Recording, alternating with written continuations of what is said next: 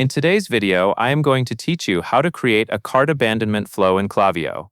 Start by logging into your Klaviyo account and looking at the main left-hand navigation. Find and click Flows. This is where Klaviyo organizes all of your automated sequences, like welcome series, post-purchase messages, and cart recovery. Next, click Create Flow. When the options appear, choose Create from Scratch.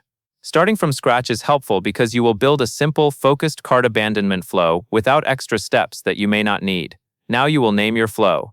Choose a clear descriptive name that you can recognize later, such as a basic cart abandonment label for your store. Good naming helps when you have multiple flows running at once and need to find the right one quickly.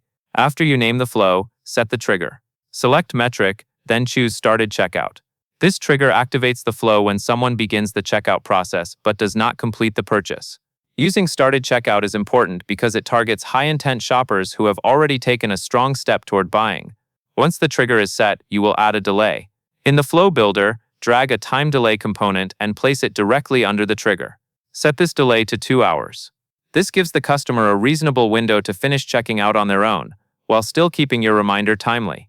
A short delay like this often works well because the purchase intent is still fresh. After the delay, drag an email component and place it directly below the time delay. This will be the message that goes out to the shopper who started checkout but did not complete it. Then click Select Template and choose an abandoned cart design.